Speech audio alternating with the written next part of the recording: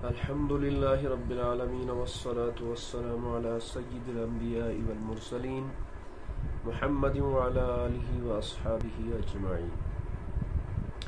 पिछली एक वीडियो में हमने मैयत को गुस्ल देने के बारे में बात की थी। आज हम मैयत को कफन देने के बारे में चंद बातें करते हैं, क्योंकि गुस्ल से फरागत के बाद मैयत को फौरन कफन दिया जाता है।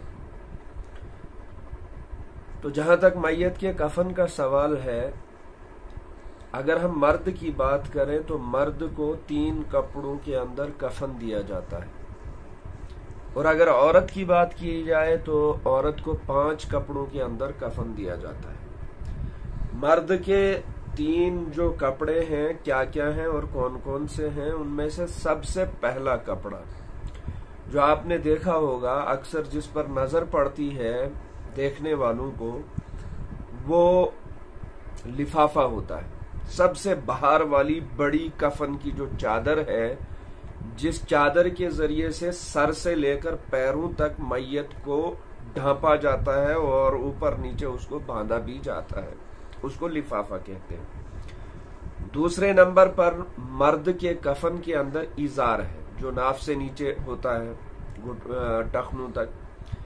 तीसरे नंबर पर कमीज। कमीज का जो है एक हिस्सा मैयत के नीचे रहता है, एक हिस्सा मैयत के ऊपर रहता है। कमीज बगैर सिली उसी तरीके से होती है जिस तरह हम इस कमीज का जो है गला बनाते हैं, उसी तरह कफन के अंदर गले के लिए जगह काटी जाती है। तो फिर उस कमीज का एक हिस्सा मैयत के नीचे बिछा दिया जाता है और एक हिस्सा गले में डालकर ऊपर बिछा दिया जाता है, यानी वो गले से नीचे रहती है वो कमीज। उसका एक हिस्सा, एक पल्ला नीचे और एक पल्ला ऊपर।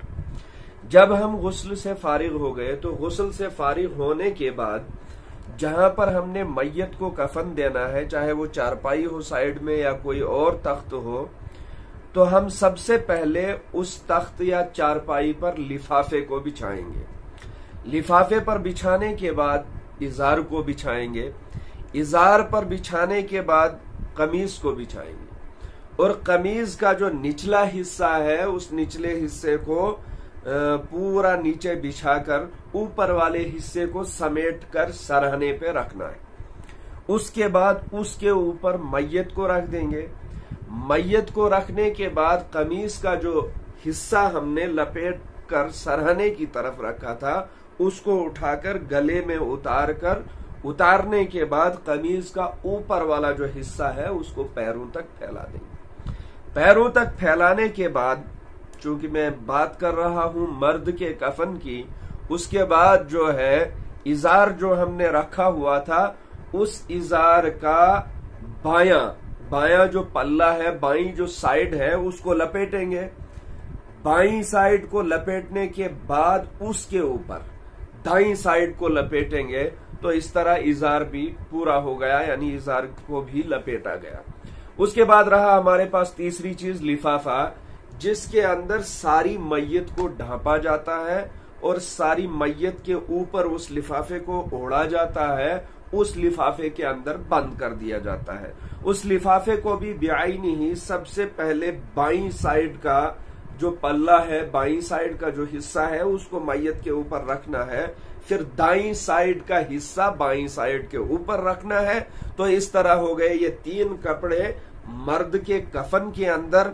जब हमने लिफाफा भी लपेट दिया तो लपेटने के बाद ऊपर और नीचे जो है पैरों की तरफ और सर की तरफ कफन के एक टुकड़े से गांठ लगा दी जाती है, नीचे भी और ऊपर भी, और बीच में भी लगानी चाहिए, बल्कि लगाई भी जाती है ताकि वो कफन खुल न जाए। तो अब बात करते हैं औरतों के कफन की। मर्द के जो 3 कपड़े कफन के हैं, लिफाफा है, इजार है और कमीज है। 3 कपड़े तो यही हैं। 2 कपड़े और जायद हैं औरत के कफन के अंदर। वो 2 कपड़े, एक ओढ़नी है और एक सीना बंद है। इन 2 चीजों के साथ 5 चीजें औरत के कफन के अंदर हो गई। जब औरत को कफन दिया जाए तो सबसे पहले लिफाफा बिछाना है, फिर इजार को बिछाना है, फिर कमीज को बिछाना है, तरतीब वही। जब उस पर औरत जो मैयत होगी उसको रखा जाए तो उसको रखने के बाद जो लपेट कर हमने कमीज की जो ऊपर वाला हिस्सा सराने रखा था उसको गले से उतार कर पैरों तक फैला देना है। पैरों तक फैलाने के बाद अब है समझने की बात औरतों के कफन की। पैरों तक जब हमने कमीज को फैला दिया उसके बाद उसके सर के जो बाल होते हैं उसके 2 हिस्से किए जाएंगे, एक हिस्सा दाईं तरफ, एक हिस्सा बाईं तरफ। करने के बाद उन बालों को सीने पर रख दिया जाता है।